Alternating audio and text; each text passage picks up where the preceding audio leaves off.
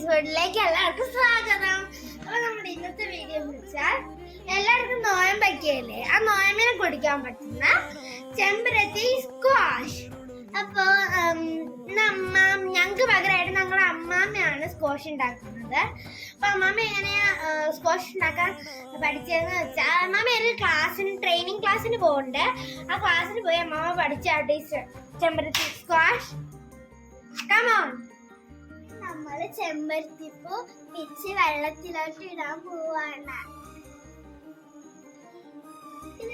അപ്പൊ നമ്മള് ചെമ്പരത്തിപ്പൂന്റെ ഇതള് കളഞ്ഞ് അത് ഇങ്ങനെ പിച്ചായിട്ട് ഇടുവാണ്.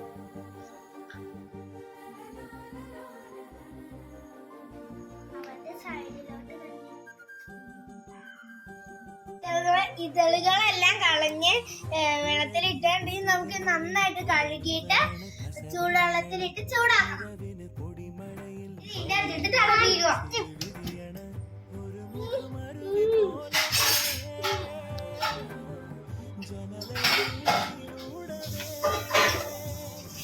ഇനി നമുക്കിത് നന്നായിട്ട് ഇളക്കി കൊടുക്കാം.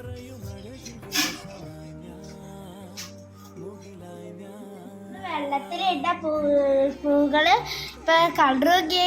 നേരത്തെ റെഡ് പൂവായിരുന്നു, ഇപ്പൊ കളർ നോക്കിയേ മാറി. വെള്ളത്തിന്റെ കളറൊക്കെ മാറിപ്പോയി, പൂവിന്റെ കളറും മാറി.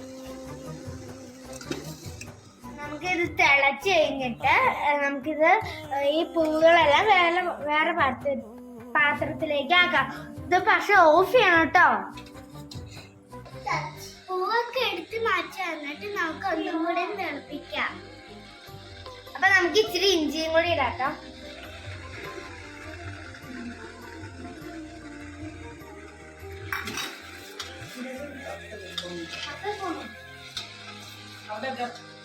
അപ്പൊ നമുക്ക് അടുത്തതായി 10 സ്പൂൺ പഞ്ചസാര ഇട്ട് കൊടുക്കാം.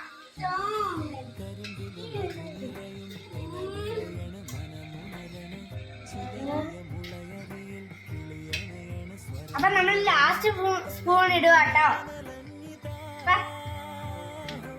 ഇതായിട്ട് ഇളക്കി കൊടുക്കാം.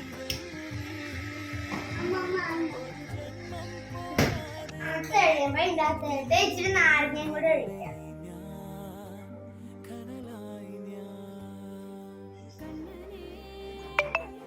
അപ്പൊ ഇത് ഞങ്ങൾ കഴിഞ്ഞ ദിവസം ഉണ്ടാക്കിയതാണ്. നമുക്ക് അപ്പൊ ഇത് ഇച്ചിരി ഗ്ലാസ്സിലായിട്ട് ഒഴിച്ചെടുക്കാം.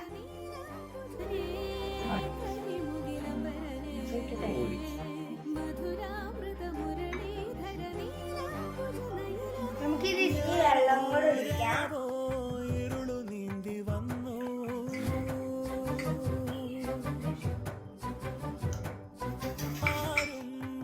നമുക്കിത് ഇച്ചിരി കുടിച്ചു വെക്കാട്ടോ.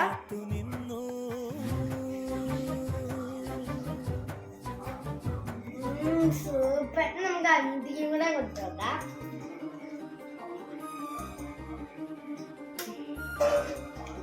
നല്ല ടേസ്റ്റ് ഉണ്ട്.